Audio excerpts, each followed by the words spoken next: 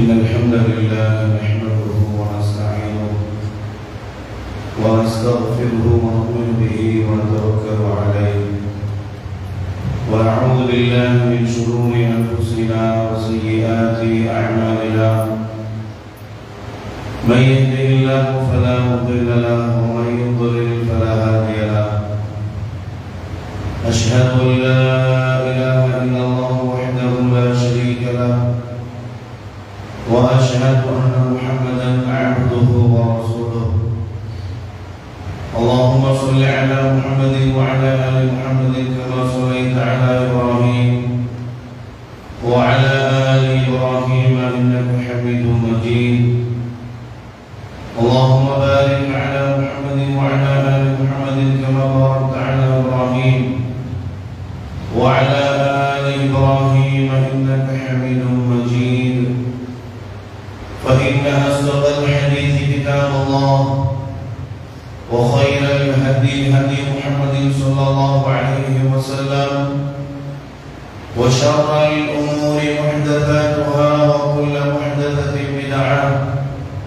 وكل بدعة ضلالة وكل ضلالة في النار أعوذ بالله من الشيطان الرجيم بسم الله الرحمن الرحيم يا أيها الناس اتقوا ربكم الذي خلقكم من نفس واحدة وخلق منها زوجها وبث منهما رجالا كثيرا ونساء واتقوا الله الذي تساءلون به والأرحام إن الله كان عليكم رقيبا يا أيها الذين آمنوا اتقوا الله حق تقاته ولا تموتن إلا وأنتم مسلمون يا أيها الذين آمنوا اتقوا الله وقولوا قولا سديدا يصلح لكم أعمالكم ويغفر لكم ذنوبكم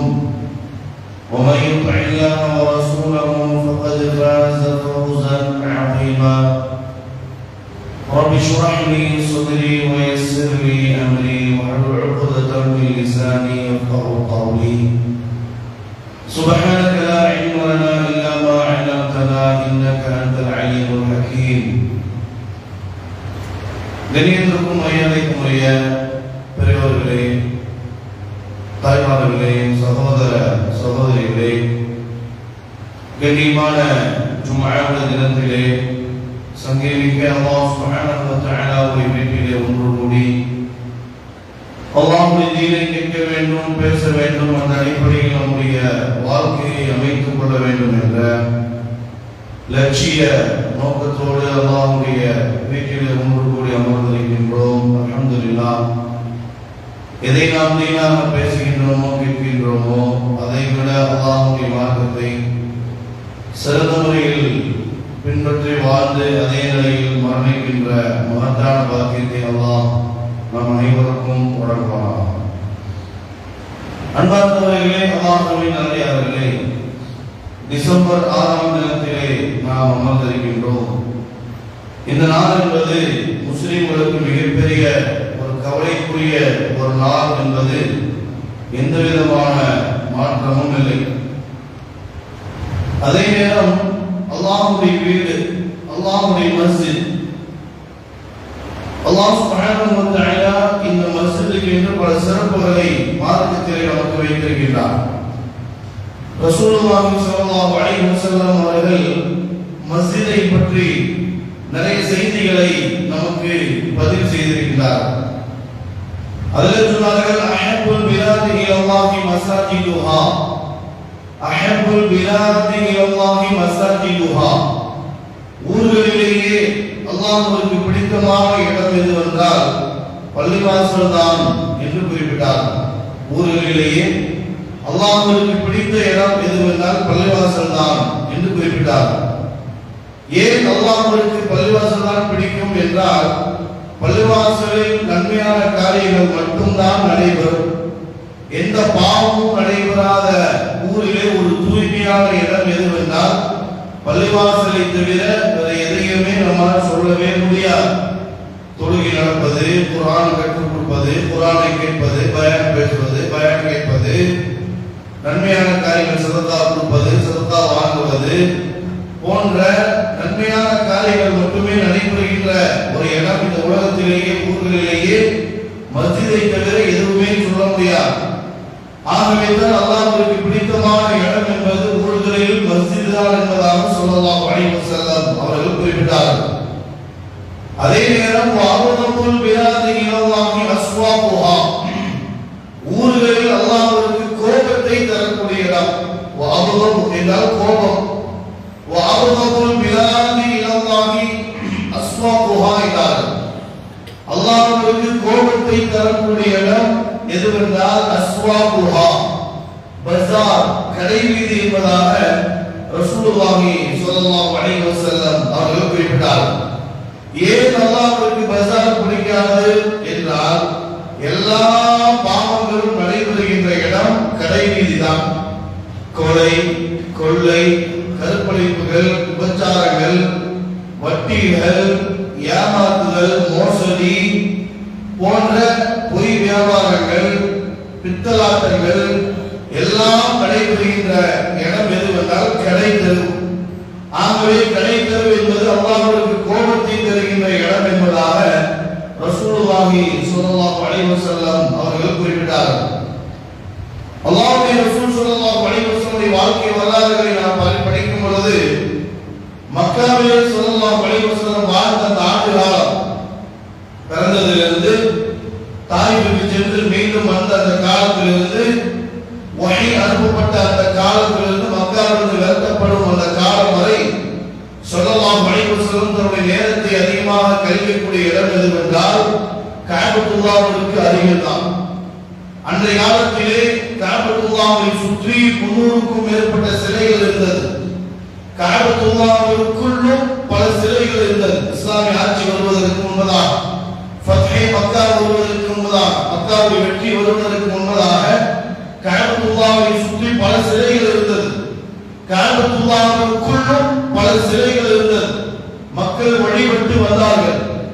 அப்படிப்பட்ட சூழ்நிலைகளில் கூட ஸல்லல்லாஹு அலைஹி வஸல்லம் அதை பொருட்படுத்தாமல் என்ன செய்வார்கள் என்றால் கஅபத்துல்லாஹ்வுக்கு அருகில் நின்று தொழுவார்கள். கஅபத்துல்லாஹ் பக்கத்தில் உட்கார்ந்து குர்ஆன் ஓதுவாங்க. எதிரிகள் பயங்கரமாக ஏசுவார்கள், திட்டுவார்கள், விரட்டுவார்கள். இருந்தாலும் பெருமானார் ஸல்லல்லாஹு அலைஹி வஸல்லம் மறுநாள் வந்து கஅபத்துல்லாஹ்வுக்கு அருகிலே வந்து அமர்ந்து கொண்டார்கள். அபூ ஜஹல் பெருமானாரை ஏசினார். கஅபத்துல்லாஹ்வுக்கு அருகிலே ஒரு முறை பெருமானார் ஸல்லல்லாஹு அலைஹி வஸல்லம் இருக்கும் பொழுது அபூ ஜஹல் பெருமானாரை திட்டினார். அநியாயங்கள், அக்கிரமங்கள் எல்லாம் பெருமானாரின் மீது கொண்டு வந்து செய்தார்கள். இருந்தாலும் இனி நம்ம இந்த பக்கம் வரவே கூடாது என்று அல்லாஹ்வுடைய ரசூல் ஸல்லல்லாஹு அலைஹி வஸல்லம் அவர்கள் நினைக்கவில்லை. எந்த திட்டினாலும், பேசினாலும், என்ன அநியாயங்களை செய்தாலும் மீண்டும் மீண்டும் கஅபத்துல்லாஹ்வுக்கு அருகிலேயே வந்து பெருமானார் ஸல்லல்லாஹு அலைஹி வஸல்லம் அமர்ந்து அல்லாஹ்வை நினைவு கூறுவார்கள், தொழுவார்கள், குர்ஆன் ஓதுவார்கள். காரணம் என்ன? கஅபத்துல்லாஹ்வை அவ்வளவு நேசித்தார்கள். மக்காவை விட்டு பெருமானார் ஸல்லல்லாஹு அலைஹி வஸல்லம் அவர்களை விரட்டிய பொழுது கூட கடைசியா கஅபத்துல்லாஹ்வை பார்த்து அழுகினார்கள். கஅபாவே, இந்த குறைஷிகள் மட்டும் என்னை விரட்டவில்லை என்றால் உன்னை விட்டு நான் பிரிந்திருக்கவே மாட்டேன் என்று கூறி கஅபத்துல்லாஹ்வை பார்த்து அழுதார்கள். பிறகு பல ஜிஹாதுகள் எல்லாம் முடிந்ததற்கு பிறகு மக்காவுடைய வெற்றி கிடைத்தது. கஅபத்துல்லாஹ்வுக்கு அருகில் இருக்கக்கூடிய சிலைகள் எல்லாம் உடைத்து நொறுக்கினார்கள். கஅபத்துல்லாஹ்வுக்குள்ளே இருக்கக்கூடிய சிலைகளை மடித்து வெளியே தூக்கி போட்டு எல்லாம் உடைத்தார்கள். கஅபத்துல்லாஹ்வுக்கு அருகில் நின்று பல உபதேசங்களை மக்களுக்கு செய்தார்கள். மீண்டும் மதீனாவுக்கு சென்று விட்டார்கள். சென்ற சில ஆண்டுகளிலேயே மீண்டும் ஹஜ்ஜுடைய பயணத்திற்காக ஸல்லல்லாஹு அலைஹி வஸல்லம் கஅபத்துல்லாஹ்வை நோக்கி வந்தார்கள். இப்படி அல்லாஹ்வுடைய மஸ்ஜிதை ஸல்லல்லாஹு அலைஹி வஸல்லம் அவர்கள் அவ்வளவு நேசித்தார்கள். சஹாபாக்கள் அவ்வளவு நேசித்தார்கள். மதீனாவுக்கு சென்ற அந்த நேரம் ஸல்லல்லாஹு அலைஹி வஸல்லம் முதலிலே குபா என்ற மஸ்ஜிதை கட்டினார்கள். பிறகு மஸ்ஜித் நபவி கட்டப்பட்டது. என்னுடைய வீட்டை பள்ளிவாசலுக்குள்ளேயே வைத்து விடுங்கள் என்றார்கள். அதாவது இரண்டு வழிகள். ஒரு வழியாக சென்ற சென்றால் பக்கீர் கபர்ஸ்தான், மற்றொரு வழியாக சென்றால் பெருமானார் ஸல்லல்லாஹு அலைஹி வஸல்லம் அண்ணாவுடைய வீடு, கீழே கால் எடுத்து வைத்தால் மஸ்ஜிதுக்குள்ள கால் எடுத்து வைக்க வேண்டும். இப்படி வீட்டுக்குள்ளேயே மஸ்ஜிதுக்குள்ளேயே தன்னுடைய வீட்டை அமைத்துக் கொண்டார்கள் அல்லாஹ்வுடைய தூதர் ஸல்லல்லாஹு அலைஹி வஸல்லம். அல்லாஹ்வுடைய வீட்டை அவர்கள் நேசித்தார்கள். மஸ்ஜிதில் தான் அதிகமாக இருப்பார்கள். சஹாபாக்கள் மஸ்ஜிதில் தான் அதிகமாக தங்கள் நேரத்தை கழிப்பார்கள். சொல்ல வேண்டும் என்றால் அவருடைய வாழ்க்கையிலே பாதி அல்ல, முக்கால்வாசி, அதுவும் அல்ல 90% நேரம் பள்ளிவாசலில் தான் கழிந்தது என்று சஹாபாக்களுடைய வரலாறுகளின் மூலமாக நம்மால் பார்க்க முடிகிறது. சகோதரர்களே, எவ்வளவு மஸ்ஜிதுகளை நேசித்தார்கள் நபிமார்களும் சஹாபாக்கள். நம்மை எடுத்து பாருங்கள், நம்மளை எடுத்துக் கொள்ளுங்கள். அன்பார்ந்த சகோதரர்களே, நபிமார்கள் வாழ்ந்ததே பள்ளிவாசல் தான். ஜக்கரியா அலைஹிஸ்ஸலாம் வாழ்ந்தது மஸ்ஜிதுல் அக்ஸாவில், பாலஸ்தீனத்தில் உள்ள மஸ்ஜிதுல் அக்ஸாவில் தான் ஜக்கரியா அலைஹிஸ்ஸலாம் அவர்கள் வாழ்ந்தார்கள். அன்னை மரியம் அலைஹிஸ்ஸலாம் அவர்கள் வாழ்ந்ததும் மஸ்ஜிதுல் அக்ஸாவில் தான், பாலஸ்தீன பள்ளிவாசலில் தான் வாழ்ந்தார்கள். இன்று யூதர்கள் அந்த மஸ்ஜிதை ஆக்கிரமித்து வைத்திருக்கிறார்கள். அங்கு இருக்கக்கூடிய சிறுவர்களிடத்தில் கேட்கப்படுகிறது. சமீபமாக கேட்ட கேள்வி, அங்கு இருக்கக்கூடிய சிறுவரிடத்தில் கேட்ட கேள்வி என்ன கேள்வி தெரியுங்களா? உங்களுடைய பெற்றோர்களை இழந்து விட்டீர்கள், குடும்பத்தார்கள் எல்லாம் இழந்து விட்டீர்களே, துனியால உங்களுடைய ஆசை என்ன அப்படின்னு சொல்லி கேட்கலாம். ஒரு சிறுவர், அந்த சிறுவருக்கு அதிகபட்சம் ஒரு 8 வயசு 9 வயசு இருக்கும்னு நான் நினைக்கிறேன். அந்த சிறுவரிடத்தில் கேட்கப்பட்டது உங்களுடைய துனியாவுடைய ஆசை என்ன, துனியாவுடைய ஆசை உங்களுக்கு என்ன என்று கேட்கப்பட்டது. அதற்கு இந்த சிறுவர் என்ன பதில் சொன்னார் தெரியுமா? மஸ்ஜிதுல் அக்ஸாவை முஸ்லிமுடைய கரத்திலே மீட்டெடுக்க வேண்டும், அதுதான் என்னுடைய ஆசை என்றார். சின்ன வயசு பையன், 50 வயசு 40 வயசு எல்லாம் இல்லை, 8 9 வயது சிறுவருடைய வாயிலிருந்து அந்த வந்த வார்த்தை மஸ்ஜிதுல் அக்ஸாவை மீட்க வேண்டும், மீட்க வேண்டும், மீட்க வேண்டும். பேட்டிருக்கிறவர் கேட்கிறார், உண்மை சொல்வான், வல்லாஹி, அல்லாஹ் மேல சத்தியமா தான் சொல்றியா? வல்லாஹி வல்லாஹி வல்லாஹி 3 முறை சத்தியம் அந்த குழந்தை சொல்கிறார். வல்லாஹி வல்லாஹி வல்லாஹி, அல்லாஹ் மீது ஆணையிட்டு தான் நான் சொல்கிறேன், அல்லாஹ்வின் மீது ஆணை, அல்லாஹ்வின் மீது ஆணை, மஸ்ஜிதுல் அக்ஸாவை மீட்க வேண்டும், அதுதான் என்னுடைய ஆசை. மஸ்ஜிதுல் அக்ஸாவை மீட்க வேண்டும், அதுதான் என்னுடைய ஆசை. என்னுடைய ஆசை அதுதான், வேற எந்த ஆசையும் கிடையாது. தண்ணி தாகம் எடுத்தால் ஒரு மிடர் தண்ணி கிடைப்பது உங்களுக்கு கஷ்டம். நம்ம பார்க்கிறோம், வீடியோக்களை பார்க்கிறோம், பேஸ்புக்ல பார்க்கிறோம், வாட்ஸ்அப்ல பார்க்கிறோம். ஒரு மிடர் தண்ணீர் கிடைப்பது பெரிய விஷயமா இருக்கு. இன்னைக்கு மதியம் உணவு கிடைத்தது என்றால் இரவு உணவெல்லாம் எதிர்பார்க்க முடியாது. சஹாபாக்களுடைய காலத்தை போன்ற அந்த மக்கள் காசாவில் உணவுடைய பிரச்சனைகள் அங்கே இருக்கின்றது. சொல்ல ஒரு குழந்தையின் வாழ்க்கை வந்து வார்த்தை என்ன? மஸ்ஜிதுல் அக்ஸா அக்ஸா அக்ஸா தான். அரபு நாட்டு மக்களுக்கெல்லாம் வஹன் என்ற நோய் வந்து விட்டது. அல்லாஹ்வுடைய ரசூல் ஸல்லல்லாஹு அலைஹி வஸல்லம் வஃபாத் ஆவதற்கு சில நாட்களுக்கு முன்பதாக சஹாபாக்களை பார்த்து சொன்னார்கள். என்ன சொன்னார்கள் தெரியுமா? யூதர்கள் நாசமாகட்டும் என்றார்கள். யூதர்கள் நாசமாகட்டும் என்று கூறிவிட்டு என்னுடைய மரணத்திற்கு பிறகு நீங்கள் முஷ்ரிக்காக ஆகிவிடுவீர்கள் என்று நான் பயப்படவில்லை என்றார்கள். இந்த வார்த்தை நீங்க அரபிகளை பார்த்து சொல்ற மாதிரி இருக்குது. முஷ்ரிக்காக ஆகிவிடுவீர்கள் என்று நான் பயப்படவில்லை, மாறாக வஹன் என்ற நோய் உங்களுக்கு வந்து விடுமோ என்றுதான் நான் பயப்படுகிறேன் என்றார்கள். அருமை சஹாபாக்கள் கேட்டார்கள், ரசூலுல்லாஹ் வஹன் அப்படின்னா என்ன அப்படின்னா கேட்டாங்க. ஸல்லல்லாஹு அலைஹி வஸல்லம் சொன்னார்கள், ஹுப்பு துன்யா, துன்யாவுடைய மோகம் என்றார். இன்னைக்கு அரபு நாட்டுடைய நிலைமை என்ன? துபாயில எந்த ஷிர்கை ஒழிப்பதற்காக நபிமார்கள் அனுப்பப்பட்டார்களோ, எந்த ஷிர்கை ஒழிப்பதற்காக தன்னுடைய உயிரையே மாய்த்தார்களோ, எந்த ஷிர்கை ஒழிப்பதற்காக நபிமார்கள் தலையிலிருந்து கால் வரை ரத்தம் ஆறாமல் ஓடியதோ, அந்த மோசமான ஷிர்க் என்ற அல்லாஹ்வுக்கு செய்கின்ற அந்த துரோகம், அநியாயங்கள், அக்கிரமங்கள் இன்னைக்கு துபாயில சர்வசாதாரணமாக முஸ்லிம்களே கோயில் கட்டி கொடுத்திருக்கிறார். முஸ்லிம்களே கோயில் கட்டி கொடுத்திருக்கிறார் துபாயில. கேட்டா சொல்றாங்க, முஸ்லிம்கள் இருக்கிறாங்க, அவங்களுக்காக எத்தனையோ கோடிக்கு அரசாங்கத்துடைய காசு எடுத்து எத்தனையோ கோடிக்கு கோயில் கட்டப்பட்டிருக்கிறது துபாயில. யாருடைய ஆட்சி? முஸ்லிம்களுடைய ஆட்சி. வெக்கம் வேண்டாமா? மலேசியா முஸ்லிம் நாடு, ஆனால் அங்கே கோயில் சவுதியில கோயில் தர்கா சர்ச் மட்டும் இல்ல, பாக்கி எல்லா ஆச்சாரத்தையும் கொண்டு வந்திருக்கிறார்கள். ஆடல் பாடல்கள் எப்படிப்பட்ட பூமி சவுதி அரேபியா. நபிமார்கள் வாழ்ந்த பூமி, அகிலத்தில் அருட்புடைய ரசூலுல்லாஹி ஸல்லல்லாஹு அலைஹி வஸல்லம் பிறந்த புனிதமான மண் சவுதி அரேபியா. இன்னைக்கு சவுதி அரேபியாவுடைய நிலைமை என்ன? எல்லா ஹப்பு துனியா ரசூலுல்லாஹி சொன்னாங்க 1400 வருஷத்துக்கு முன்னாடி. அதில் எல்லாம் வந்துருச்சு. ஆடல் பாடல்கள் எல்லாம் ஹராமை கொண்டு வந்து விட்டார்கள். மதுக்கள் விபச்சாரங்கள் எல்லாம் சாதாரணமாகிவிட்டது. மக்காவுக்குள்ளேயும் மதீனாவுக்குள்ள ஹராம் இல்லை. அங்கு 50-60 கிலோமீட்டர் தள்ளி போய்விட்டோம் என்றால் இந்த வேண்டும் ஹராம்கள் எல்லாம் அங்கே பரிமாறப்படுகின்றது. காசாவில் என்ன இருந்தாலும் அதை பற்றி எந்த கவலையும் இல்லை. மஸ்ஜித் அக்ஸாவை பற்றி எந்த கவலையும் இல்லை. அந்த சிறுவனத்தில் இருக்கக்கூடிய அந்த கவலை கூட அரபு நாட்டுடைய அரசாங்கத்தில் இல்லை.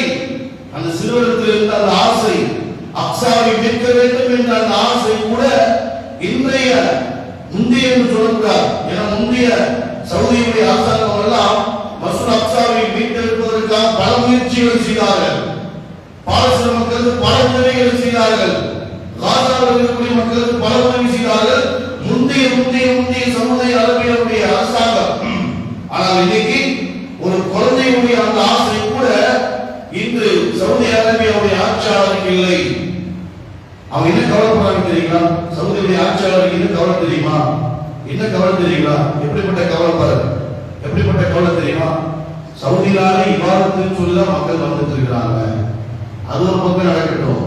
மக்களுக்கு துபாய், லண்டன், பாரிஸ் அப்படி சொல்லி விபச்சாரத்திற்கும் மதுக்கும் போறாங்களோ அதே மாதிரி சவுதியிலே கொண்டு வர ஒரு வகை ஏற்பாடு பண்ண சொல்லிதான் சவுதியில் ஒரு இடத்துல வேலை நடந்துட்டு இருக்கு. இந்த அளவுக்கு மோசமாயிடுச்சு பாத்தீங்களா? சவுதினால இபாதத் நிலைத்தான் மக்கள் வருகிறார்கள்.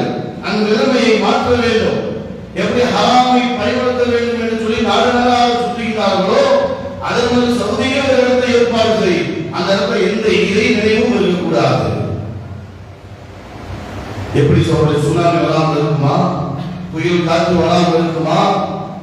கடுமையான மழை வந்து அழிவு ஏற்படுமா? இல்லை அருளக்கூடிய மழை வருமா? யோசிச்சு பாருங்க. அதுதானே நம்ம சொல்ற புயல் காற்று எல்லா நாடாதான் வரும். அதுதான் விஷயம். எல்லா நாடாம எதுவுமே வராது. வானிலையில சொல்லலாம் எல்லா நாடாம ஒரு தூசு கூட நகராது. எப்படி அருளக்கூடிய மழை இந்த பூமியில இறக்கப்படும்? சோதனை யோசிச்சு பாருங்க. நம்முடைய மிகப்பெரிய ஒரு பலகீனம் தான் நீங்க பள்ளிவாசல் இருந்த இடம் இடிக்கப்பட்டதும் அங்கே ஒரு கோயில் எழுப்பப்பட்டதும் நம்முடைய மிகப்பெரிய ஒரு பலகீனம் என்பதை நாம் மறந்துவிடவே கூடாது. நீங்க பள்ளிவாசல் இருந்த இடத்துல இடிச்சு கம்பீரமா ஒரு கோயில் அங்க நின்று. இதுக்கு காரணம் யாரு? நம்மளும் ஒரு காரணம். ஒரு ஈமானிய பலகீனம். சஹாபாக்கள் விட்டுருப்பாங்களா? யோசிச்சு பாருங்க. விட்டுருப்பாங்களா? கொஞ்சம் யோசிச்சு பாருங்க. சாலிபி முடிந்தவர்கள் ஹயாத்தாக இருந்திருந்தால் மஸ்ஜிதை இடிப்பதை விட்டிருப்பார்களா? உங்களுக்கு ஹயாத்தாக இருந்திருந்தால் மஸ்ஜிதை இடிப்பதை விட்டிருப்பார்களா? நம்ம பார்த்த ஒரு கேள்வி இங்கதான் பேச முடியாது. அதிகமாக வாழ்வு உயிரோடு இருந்திருந்தால் மஸ்ஜிதை இடிப்பதை விட்டிருப்பார்களா? விட்டிருப்பார்களா? சொல்ல கேள்வி நம்மளை பார்த்து கேட்கிறேன். நம்மளை பார்த்துதான் கேட்கிறேன். இன்னைக்கு அவ்வளவு பெரிய கோயில் அல்லாஹ்வுடைய வீட்டை இடித்து, தூய்மையான அந்த வீட்டை இடித்து அல்லாஹ்வுக்கு செய்கிற அநியாயங்கள் அங்க சாதாரணமா நடந்துட்டு இருக்கு. இதுக்கு காரணம் நம்மளோட காரணம் தான். என்ன காரணம்? ஜும்மாவோட தொழுகை முடிஞ்சு, பெருநாளோட முடிஞ்சு, மஸ்ஜிதோட எந்த தொடர்பும் கிடையாது. டிசம்பர் 6 வந்தா மட்டும் நமக்கு ஞாபகம் வருது. நிறைய பேர் கருப்பு சட்டை போட்டுதான் ஞாபகம் வரும். இன்னைக்கு யார் எல்லாம் போலீஸ் நிற்கிறாங்களோ டிசம்பர் 6 இன்னைக்கு பள்ளிவாசல் இடிச்ச நாள் இல்லையா? 92ல அதோட முடிஞ்ச அவ்வளவுதான். தோழர்களே, சமீபத்தில் வட மாநிலத்துக்கு 2 சகோதரர்கள் ஒரு விஷயமா போயிருந்தாங்க. அதுல ஒரு சகோதரர் 2 சகோதரர்கள் செய்த அந்த பதிவு இங்கே சொல்ல வேண்டும் என்று நான் கட்டாய கடமைப்பட்டிருக்கிறேன். ஒரு சகோதரர் சொல்றாரு, முகல் தொழிலுக்காக கொஞ்சம் நேரமா குஜராத்ல நேரமா ஒரு பள்ளிவாசலுக்காக அவர் போனா பள்ளிவாசல் திறந்துருக்கு. பள்ளிவாசல் கேட்டு எல்லாம் திறந்துருக்கு. அவர் உள்ள போன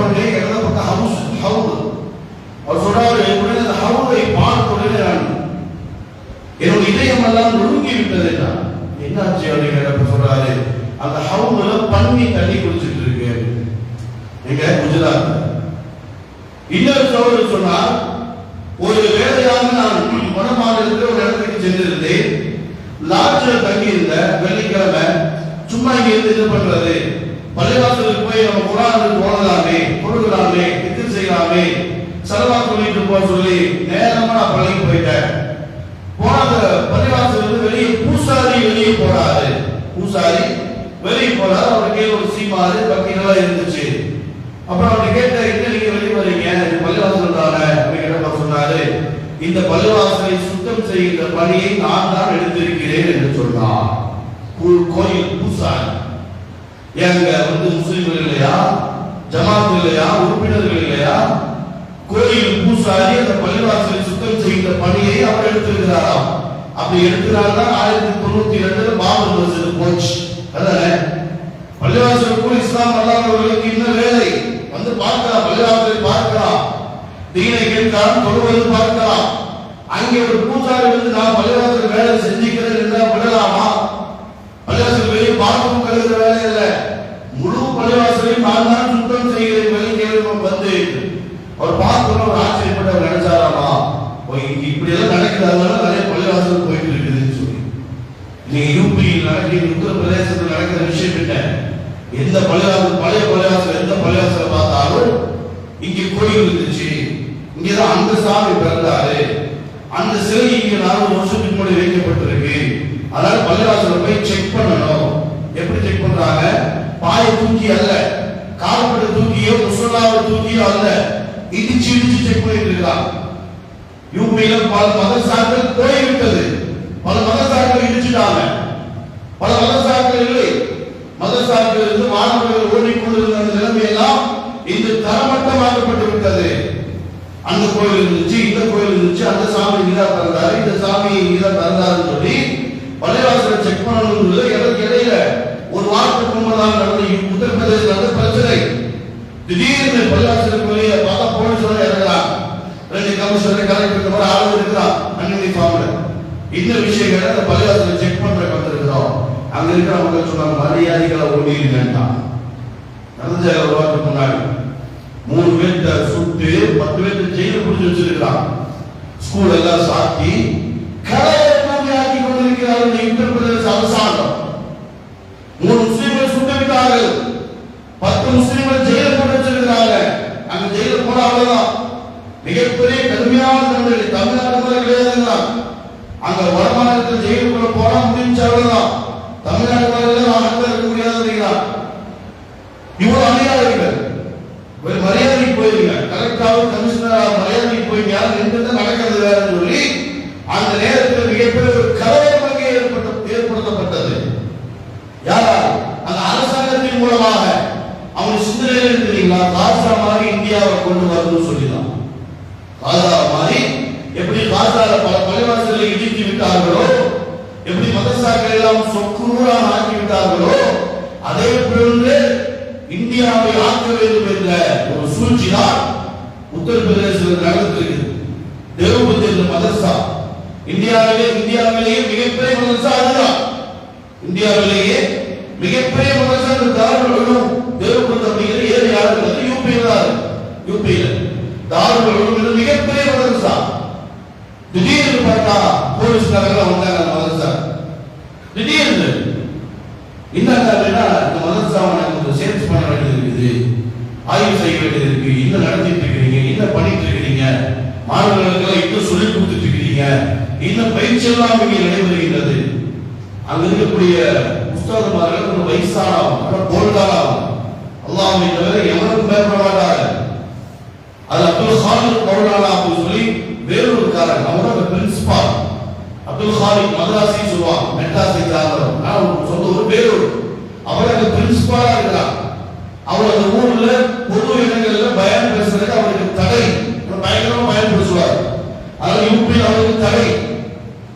போலீஸ் இறங்கி மதரசாக்குள்ள ஃபுல்லா குர்ஆன் ஒரு இடம், ஹதீஸ் படிக்கிற இடம், உஸ்தாத்மார் ரூம், லைப்ரரி ஒரு இடத்துல உள்ள எல்லாம் செக் பண்ணிட்டாங்க.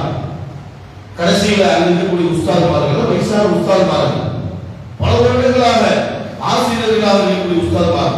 அப்துல் காலிக் மதராசிகள் உஸ்தாத் 50 வருஷமா உஸ்தாதா இருக்கிறார். 50 வருஷமா யூடியூப்ல அடிச்சு பார்த்தீங்கன்னா அப்துல் காலிக் மதராசி சொல்லி அந்த உஸ்தாத்மார்களை விடவில்லை, அந்த போலீஸ்காரர்கள் விடல. நீங்க பாம்பு வச்சிருக்கீங்க நினைச்சிருக்கீங்களா? இங்க துப்பாக்கி பயிற்சி கொடுக்கப்படுது, வால் பயிற்சி கொடுக்கப்படுது, எல்லாம் நினைச்சா எவ்வளவு வந்தீங்க, எல்லாம் உட்காருங்க சொல்லி அவங்களுக்கு பயம். இஸ்லாம் என்றால் என்ன, அல்லாஹ் என்றால் யார், முஹம்மது நபி என்பவர்கள் யார், மதரசா என்றால் என்ன என்று இஸ்லாமை பிரச்சாரம் செய்ய செய்ய அந்த போலீஸ்காரர் கொஞ்ச நேரம் கழிச்சு என்ன செய்யணும், மன்னிச்சுக்குங்க, எங்களுக்கு ஒரு வழி இல்லை, அரசாங்கம் சொல்றத எங்களுடைய தலைமையை கேட்க வேண்டிய ஒரு சூழ்நிலை என்று அங்க இருக்கக்கூடிய உஸ்தாத்மார்களுக்கு மன்னிப்பு கேட்டு விட்டு சென்றார். சொல்ற இவ்வளவு மோசமான சூழ்நிலைகள் அங்கே நடைபெற்று வருகிறது. சென்னைக்கு ஃபர்ஸ்ட் மெட்ராஸ் தான் பேர் இருந்துச்சு. இந்த பேர் ஏன் எடுத்தாங்க தெரியுங்களா? மெட்ராஸ் தான் மதரசான்னு அர்த்தம். நிறைய மதரசாக்கள் இருந்தது சென்னையில, இன்னைக்கு இருக்குது மாஷா அல்லாஹ். மிகப்பெரிய பள்ளிவாசல் எல்லாம் சென்னையில நம்ம பார்க்க முடியும். எல்லா பள்ளிவாசலையும் மதரசா இருக்கும், ஹிஃப்து மதரசா இருக்கும், மேல்பள்ளிகள் ஆறு மதரசா இருக்கும், எல்லாம் நடந்துருந்துச்சு. மதரசாக்கள் நிறைந்த ஒரு ஊர் தான் மெட்ராஸ். மதரஸ் மதரஸ் மதரஸ் அரபு வார்த்தை, அது இங்கிலீஷ் வார்த்தையோ தமிழ் வார்த்தையோ இல்ல. வரலாறு போராடுறாங்க. உள்ளத்துல நோய் இருக்கும் மாதிரி சில பேருக்கு, உள்ளத்துல விஷம் இருக்கும் பாருங்க, அவங்க வரலாறு போராடுறாங்க. ஆனா இந்த மெட்ராஸ் வார்த்தை இங்கிலீஷோ தமிழோ கிடையாது. ஊட்டியிலே குன்னூருக்கு பிரிட்டிஷ்காரர் பேர் வச்சிருப்பாங்க பாருங்க, அந்த பேர் கிடையாது. இது இந்த மதரஸ் என்பது அரபு வார்த்தை. இதை எடுக்க வேண்டும் என்று திட்டம் வைத்து சென்னையில் பேரை மாற்றினார். பயம் வந்துருச்சு. இப்படிப்பட்ட சூழ்ச்சி பார்த்தீங்களா சோழர்களே? இப்படிப்பட்ட சூழ்ச்சிகள் எல்லாம் நம்ம நடந்துட்டு இருக்கு இந்தியால. ஆனா நம்ம தூங்கிட்டு இருக்கிறோம். அப்போது கோவை ஹாதா அஸ்தக்ஃபிருல்லாஹ் அல்-அஸீம் லி வ லக்கும் வ அஸ்தக்ஃபி அன்னி வ அன்கும் வ லிஜமீஇல் முஸ்லிமீன் ஃபஸ்தக்ஃபிரு இன்னஹு கான கஃபாரா.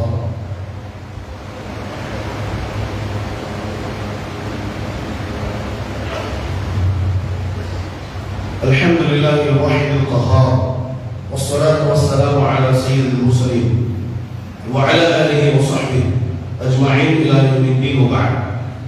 கண்ணியத்திற்குரிய அருமையான அல்லாஹ்வின் அடியார்களே, நம்மை விட்டு பாபுல் மஸ்ஜித் சென்று விட்டது. அங்கே அல்லாஹ்வுக்கு இணை வைக்கின்ற காரியங்கள் நடைபெற்றுக் கொண்டிருக்கின்றது. இன்னும் பல மஸ்ஜிதுகளை இந்த அநியாயக்காரர்கள் குறிவைத்துக் கொண்டிருக்கிறார். நம்ம வள்ளிக்கிழமை ஜும்மாக்கு வந்தோம், பெருநாளுக்கு தொழுது வந்தோம், அதோட நம்ம வேலை முடிஞ்சிச்சு. ஏதோ ஜனாதா வந்தா பள்ளிவாசலுக்கு வர்றோம், அதோட நம்முடைய ஈமான் இபாதத்தெல்லாம் முடிந்து விட்டது என்ற நிலையிலே நாம் வாழ்ந்து கொண்டிருக்கிறோம். நாம் இன்னும் முஸ்லிம்கள் இருப்பார். எவ்வளவு பயான்களை கேட்டாலும் ரமலானுடைய மாதத்தை தவிர எந்த மாதத்திலும் எந்த நாட்களிலும் கூட்டமே வருவதில்லையே. ஏன் வருவதில்லை? நம்முடைய ஈமானை பழகினோம். இதே நிலை நீடித்தது என்றால் எத்தனை மஸ்ஜிதுகள் ஹயாத்தாக இருக்கும் என்று சொல்ல முடியாது. இருக்கக்கூடிய மஸ்ஜிதை நாம் பாதுகாக்க வேண்டும். முஸ்லிமா இருக்கிறோம், முஹல்லால வாழ்றோம், பள்ளிவாசலோடு எந்த தொடர்பும் இல்லை என்றால் என்ன முஸ்லிம் என்று நான் கேட்கிறேன். ஜமாத்தார்கள் ஒரு முடிவுக்கு வர வேண்டும். எல்லா பள்ளிவாசலுக்கு போய் நான் சொல்லிட்டு இருக்கிறேன், ஜமாத்தார்கள் ஒரு முடிவுக்கு வர வேண்டும். எத்தனை 50-60 ஜமாத் இருக்குதோ கட்சியை சேர்ந்து சொல்றேன், எல்லாமே ஒரு முடிவுக்கு வரணும். இன்னும் முடிவு தெரியுங்களா? நீ 5 நேரம் தொழுதாதான் உனக்கு தவறுசாலைக்கு லட்சம். நீ 5 நேரம் தொழுகை இருந்தாதான் உனக்கு நிக்காஹ் நடத்தி வைப்போம். உனக்கு ஏதோ பிரச்சனைனா இந்த ஜமாத் வரும். இல்லையா தொழுகை இல்லை ஒன்றும் இல்லையா, உனக்கு தவறுசாலை லட்சம் கிடையாது, உனக்கு நிக்காஹ் நடத்தி வைக்க மாட்டோம், உனக்கு ஏதோ பிரச்சனைனா ஜமாத் வரவே செய்யாது என்ற ஒரு முடிவுக்கு வந்தால் மட்டும்தான் தொழுகையாளிகளை உருவாக்கவே முடியும். டிசம்பர் 6 வந்தால் மட்டும் மஸ்ஜிதை இதே ஊர்வலம் அல்ல. ஒவ்வொரு தொழுகைக்கும் அல்லாஹ்வுடைய வீட்டை நாம் நேசிக்க வேண்டும். அல்லாஹ்வை நேசிக்கின்ற பண்புகளிலே ஒன்றுதான் அல்லாஹ்வுடைய வீட்டை நேசிப்பது. நபிமார்கள் சஹாபாக்கள் நேசித்தார்கள், கேட்டுட்டு அப்படியே மாஷா அல்லாஹ் சொல்லிட்டு போறதல்ல, பயானுக்கு மார்க்கை போட்டுட்டு போறதல்ல, கமெண்ட்ஸ் பண்ணிட்டு போறதல்ல. கமெண்ட்ஸ் பண்றது இது ஃபேஸ்புக் அல்ல. நம்முடைய ஈமானை சரி செய்ய வேண்டும். இன்னையிலிருந்து நான் அஸ்ருக்கு முறையாக நான் தொழுகுவேன் என்று நீயத்துடன் மஸ்ஜிதில் வெளியேறுங்கள். எவ்வளவுதான் ரோட்டு போய் என்று கத்தினாலும் எந்த புரோஜனமும் இல்லை, அல்லாஹ்வுடைய உதவி கிடைக்காம. ஏன் ஆர்ப்பாட்டம் செய்கிறோம்? எதிர்ப்புகளை வெளிப்படுத்துவதற்காக செய்கிறோம், அவ்வளவுதான். எதிர்ப்புகளை மக்களுக்கு மத்தியில் தெரிவிக்க வேண்டும், இந்த ஆட்சியாளர்களுக்கு மத்தியில் தெரிவிக்க வேண்டும். இது எங்களுடைய கவலைக்குரிய நாள் என்பதை தெரிவிக்க வேண்டும் என்பதற்காக ஆர்ப்பாட்டம் போராட்டம் பாதுகாப்பு செய்கின்றோம். இருக்கக்கூடிய மஸ்ஜிதுகளை நாம் பாதுகாக்க வேண்டாமா சகோதரர்களே? இதே மஸ்ஜிதை அசரிலே நிலைக்கக்கூடியவர்களாக நாம் இருக்கின்றோமா? இல்லை. கவலை இடத்தில் இருக்கின்றதா? இப்படி எல்லாம் யூடியூப்ல நடக்குது, மசூல் அக்ஸா முஸ்லிம்களுடைய கையில் எல்லாம் இருக்குது. இந்த கவலை இடத்தில் இருக்கின்றதா? அந்த கவலை இருந்தால் அல்லாஹ்விடத்தில் தான் முதலில் முறையிட வேண்டும். அல்லாஹ் நம்ம ஈமான் இப்படிதான் சோதிப்பான். இவன் மஸ்ஜிதை நோக்கி வருகிறாரா, துனியாவை நோக்கி செல்கிறாரா என்று அல்லாஹ் தஆலா நம்மை சோதிப்பான். அந்த சோதனையை இப்போ தோல்வியில் தான் நாம் இருந்து கொண்டிருக்கிறோம். மஸ்ஜிதுக்குள்ள 2 சஃப் 3 சஃப். அந்த நேரத்தில் ஏதாவது ஏதேனும் ஒரு பிரச்சனை இருந்தால் மஸ்ஜிதை பாதுகாக்கக்கூடியது யார்? நம்ம நல்லா ஏசி போட்டு தூங்கிட்டு இருக்கிறோம். அதுதானே தொழுகைக்கு நமக்கு எந்த சம்பந்தமும் இல்லை, ஃபஜ்ருக்கு நமக்கு எந்த சம்பந்தமும் இல்லை. இந்த சோழர்களே, இப்படி இந்தியாவில் பல இடங்களில் மஸ்ஜிதுகள் மதரசாக்கள் எல்லாம் சூறையாடப்பட்டுக் கொண்டிருக்கிறது. இன்னும் தமிழ்நாட்டில் நம்ம தூங்கிட்டு இருக்கிறோம் என்றால் அல்லாஹ் பாதுகாக்க வேண்டும். அதே நிலைமை இங்கே வராது என்று சொல்ல முடியுமா? இன்னும் நம்ம என்ன நேசிக்கிறோம்? அல்லாஹ்வுடைய வீட்டை என்ன நேசிக்கிறோம்? நம்ம அல்லாஹ்வுடைய வீட்டை நாம் நேசிக்கவில்லை என்றால் ஈமான் அடையாளம் இல்லை. டிசம்பர் 6 கவலை நம்மிடத்திலே பாபர் மஸ்ஜிதுடைய கவலை இருக்கிறது என்றால் இன்னைக்கு அதே ஜும்ஆவுடைய நாள் தான் இன்னைக்கு டிசம்பர் 6 வந்திருக்கு. இன்னைக்கு நேரமா ஜும்ஆக்கு போய் உட்கார்ந்து இந்த சிந்தனை கூட வருவதில்லை. ஜும்ஆவுக்கு போய் 5 சஃப் தான் வருது. உண்மையாலுமே மஸ்ஜிதின் மீது ஒரு கவலை பாசம் பேச இருந்தது என்றால் நேரமா வந்து அமர வேண்டாமா? ஜும்ஆவுடைய குடும்ப பேச்சா பேசிட்டு இருக்கிறாங்க, ஜமாத் பேச்சா பேசிட்டு இருக்கிறாங்க, அல்லாஹ் ரசூலை பற்றி தான் பேசிக்கிறார்கள். விரைவாக வந்து கேட்க வேண்டும் என்ற சிந்தனை ஏன் வருவதே இல்லை. போன வாரம் ஹயாத்தா இருந்த நிறைய பேர் இந்த வாரம் இல்லை. இந்த வாரம் இருக்கிற அடுத்த வாரம் அவங்களுடைய நிலைமை என்ன என்று நமக்கு தெரியாது. மஸ்ஜிதை இடித்தவனுக்கு மிகப்பெரிய தண்டனை அல்லாஹ் தஆலா கொடுப்பான், கொடுக்காமல் இருக்க மாட்டான். குர்ஆனில் அல்லாஹ் சொல்கிறான், ومن أظلم ممن منع مساجد الله أن يذكر فيها اسمه وسعى في خرابها. அல்லாஹ் சொல்கிறான், அல்லாஹ்வை நினைவு கூர்வதை விட்டு மக்களை தூரமாக்கக்கூடிய அநியாயக்காரன் யார் என்று அல்லாஹ் கேட்கிறான். கேட்டுவிட்டு உலாயிக மா கான லஹும் அன் யதுகுலுஹா இல்லா ஹாயிஃபின், அவன் மஸ்ஜிதுக்குள் வருவதற்கு கூட தகுதியற்றவன் என்று அல்லாஹ் பேசுகிறான். அல்லாஹ்வை நினைவு கூர்வதை விட்டு மக்களை தூரமாக்கக்கூடியவன் மஸ்ஜிதுக்குள்ள வர்றதுக்கு கூட அவனுக்கு அருகதை இல்லை என்று அல்லாஹ் பேசுகிறான். அவனுக்கு தகுதி இல்லை என்று அல்லாஹ் பேசுகிறான். அவன் ஆட்சியாளராக இருக்கட்டும், அதிகாரியாக இருக்கட்டும், சொல்லிவிட்டு அல்லாஹ் சொல்கிறான், லஹும் ஃபித் துன்யா ஹிஸ்யுன் வ லஹும் ஃபில் ஆখিরাহ அதாபுன் அதீம். அவர்களுக்கு துன்யாவிலே அதாப் இருக்குது, துன்யாவிலே அதாப் இருக்குது அவனுக்கு, மறுமையிலே அவனுக்கு அதாப் இருக்குது, மிகப்பெரிய இடிவு அவனுக்கு காத்து கொண்டிருக்கிறது என்பதாக அல்லாஹ் தஆலா மஸ்ஜிதை இடிக்கக்கூடியவரை அல்லாஹ் தஆலா பார்த்து பேசுகிறான்.